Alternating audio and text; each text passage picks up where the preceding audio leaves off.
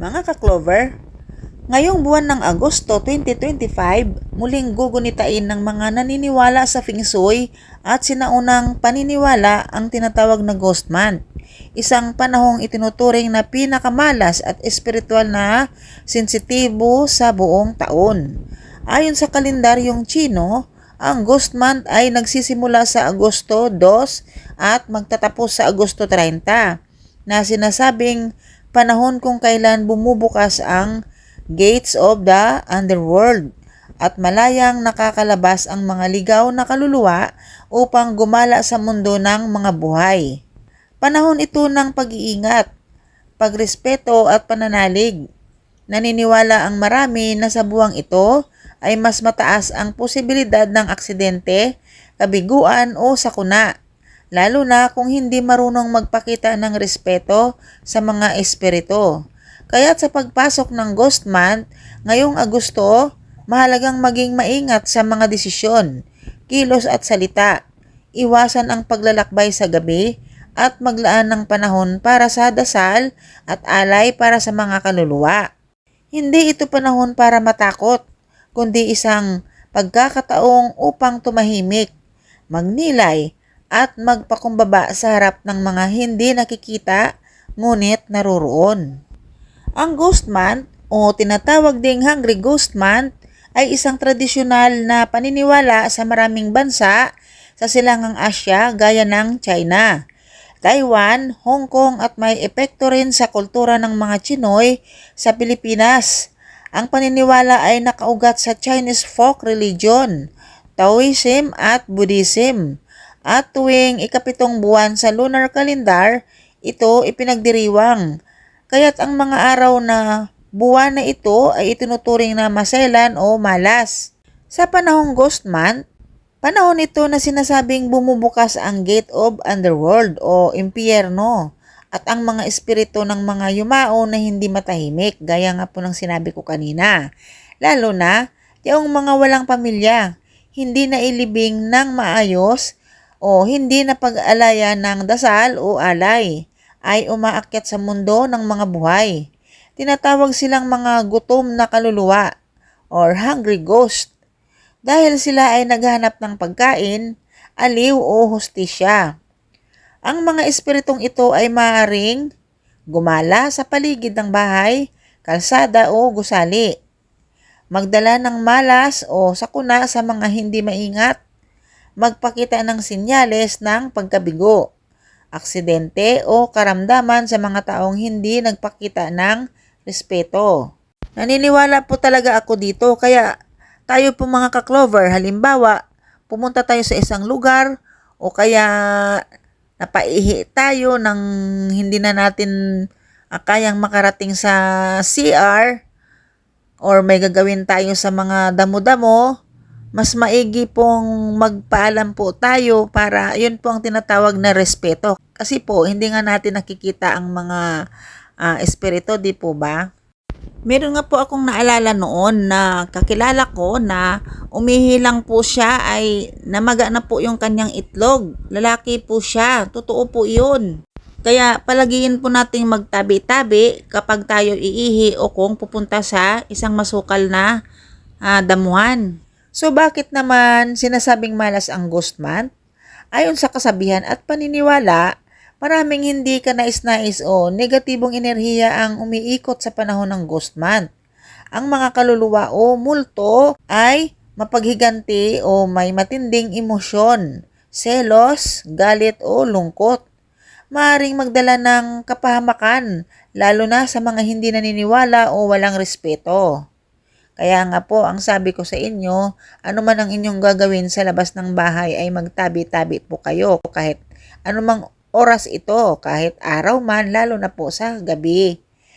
Nais makialam o makihati sa buhay ng tao ang mga multo or ang mga ghost. Halimbawa, pinipilit makisama sa pamilya, manirahan sa bahay, sumama sa isang biyahe at iba pa. Ang mga bagay na iniiwasan tuwing Ghost Month dahil sa malas o panganib, ang paglipat ng bahay. Number 1 po yun. Baka raw kasi may sumama na espiritu sa bagong tirahan. Number 2, pagpapakasal. Maaring hindi raw maging masaya o magtatagal ang relasyon dahil may third party isang multo. Pangtatlo, paglalakbay sa malalayong lugar. Madalas raw na may aksidente tuwing ghost month lalo na sa tubig o bundok. Kaya parang ibig sabihin nun nakakatakot pa ngayon na mag-outing o kaya maligo sa mga falls. Parang ganun, mag-swimming. Pero ingat lang po tayo. Pang-apat, paglalakad sa gabi. Delikado sapagkat mas aktibo ang mga kaluluwa sa dilim. Paglangoy o pagligo sa dagat. Sinasabing hinahatak ng mga gutom na kaluluwa ang mga taong lumulusong sa tubig. Maari din po yun, kaya mag-ingat lang po tayo. Hanggat maari para sa amin, sa pamilya ko, ayaw naming lumabas o magpasyal sa buwan ng August. Palagpasin na lang muna namin ang buwan ng August. Pang-anim, pagtayo o pagtulog sa tabi ng dingding. Ang malamig na sulok ay sinasabing paboritong tambayan ng mga espiritu. Pang-pito, pagpapagawa ng bahay o negosyo. Hindi ito mainam na buwan para mag-umpisa ng bago. Baka raw hindi tumuloy o baka malugi. Ang mga ginagawang tuwing ghost month upang makaiwas sa malas, ito ang dapat gawin. Number 1, pag-aalay ng pagkain at mag-insenso. Pangalawa, pagtatanggal ng opera o sayaw sa lansangan. Aliwan para sa mga espiritu, hindi para sa tao, kaya ang mga unang upuan ay bakante para sa kanila. Pangtatlo, pagdarasal para sa mga kaluluwa, para sila'y magkaroon ng kapayapaan at hindi manggulo sa mundo ng mga buhay. Pang-apat, pagsusuot ng masasayang kulay o amulet para maiwasan ang negatibong enerhiya. Ang ghost month ay hindi lang tungkol sa malas. Ito rin ay panahon ng paggunita, paggalang at pag-unawa sa espiritual na mundo. Isa itong paalala na may mga bagay tayong hindi nakikita ngunit nararamdaman. Dapat tayong maging maingat sa kilos at salita. Mahalaga ang pag-aalay, panalangin at pagrespeto sa mga namatay. Ang ghost month ay bahagi ng sinaunang karunungan at paniniwala ng mga Tsino na nagsisilbing babala at paalala. Hindi para matakot kundi upang maging mapagmatsyag, mapagpakumbaba at maaalahanin. Bagamat marami ang naniniwalang malas ito, maaari rin itong gawing panahon ng pagninilay, spiritual cleansing at pag-aalay ng dasal para sa mga kaluluwang naliligaw o naghahanap ng liwanag. May mga araw at petsa ng Agosto ang pinakadelikadong lumabas o magpasyal at anong oras. Ito ang aking tips para sa maraming tao na mag-aware sa mga petsa na ito, lalo na kung nais mong maging maingat tuwing ghost month na karaniwang nagdudulot ng pangamba sa maraming naniniwala sa feng shui at mga sinaunang paniniwala ng mga Tsino. Ang pagsagot sa tanong mo ay nangangailangan ng pag-unawa sa espiritual na kalendaryo ng ghost month, partikular sa ikapitong buwan ng Chinese lunar calendar na karaniwang tumatapat sa Agosto sa Gregorian calendar na ginagamit natin sa araw-araw. Ito ang mga araw ng Agosto ang pinakadelikado tuwing ghost month. Ngayong 2025, ang ghost month ay nagsisimula sa Agosto 2, 2025, Sabado at magtatapos sa Agosto 30, 2025. Ang Ghost Festival o Peak Day ay tatapat sa Agosto 16, 2025. Sabado. Ito ang ika-15 araw ng ghost month na itinuturing na pinakamalas or pinakaaktibo at pinakamapanganib sa buong buwan.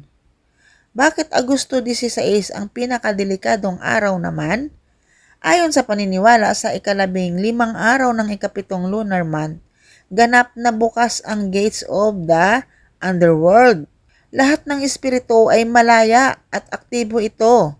Ang araw na parang fiesta ng mga multo, kaya sila ay naghahanap ng pagkain, pansin o katawan. Mas mataas ang posibilidad ng aksidente, karatig na sakit, pagsanib ng espiritu, at pagkaantala o kabiguan sa plano. Ang oras sa araw ng pinakadelikado ng Ghost Month, iwasan ang oras ng hating gabi hanggang alas 3 ng madaling araw or 12 a.m. to 3 a.m. Ito ang tinatawag na Hour of Spirits o sa Feng Shui, tinatawag din minsan na Yin Hours. Bakit delikado ito? Ang enerhiya ng mundo ay mas yin, madilim, malamig, mababa. Mas aktibo ang mga espiritu sa oras na ito. Mas madaling makasagap ng mabigat na enerhiya o makaranas ng sudden emotional heaviness, hallucinations o disturbing thoughts.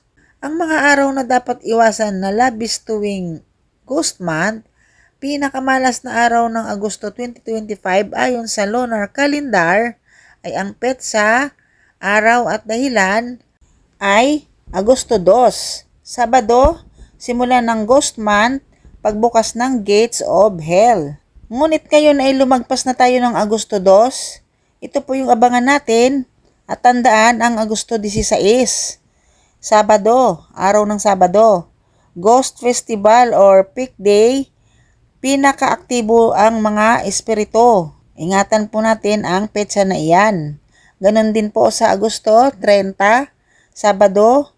Pagsasara ng gates, maaaring huling paghahanap ng espiritu ng madadala. Tuwing Martes at Biyernes ng buwan, ayon sa Feng Shui, mas mababa ang proteksyon ng tao sa araw ng mga ito, kaya mas sensitibo sa masasamang enerhiya.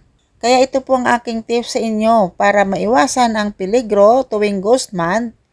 Iwasang maglakwatsa o bumiyahe lalo na sa gabi.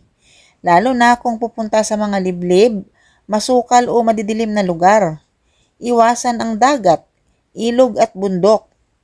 Huwag magpapasya ng malalaking bagay. Maglagay ng proteksyon sa bahay.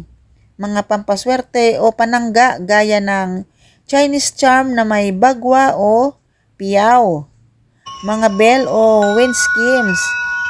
Bawang sa pintuan, panlaban sa masasamang espiritu sa ilang kultura. Asin sa 4 na sulok ng bahay. Huwag magpakita ng negatibong emosyon sa publiko. Ang lungkot, galit o inis ay maring magkaakit ng low-level spirits. Iwasan din ang pagsasabi ng tara, sama ka, habang naglalakad o bumabalik ng bahay. Baka may sumama sa iyo na hindi mo nakikita. Magsuot ng pula, dilaw o kulay na makulay. Sa Feng Shui, ang matingkad na kulay ay may mataas na yang energy na panlaban sa yin o madilim na enerhiya. Magdasal at mag-alay.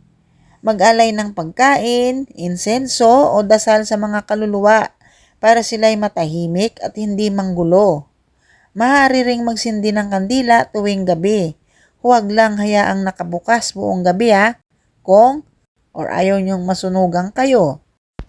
Mga ka-Clover, hindi naman dapat tayo matakot sa buwan ng Ghost Month. Dahil bagamat kilala ang Ghost Month bilang panahon ng malas, ligaw na kaluluwa at espiritual na panganib, hindi ito nangangahulugang dapat tayong mabuhay sa takot.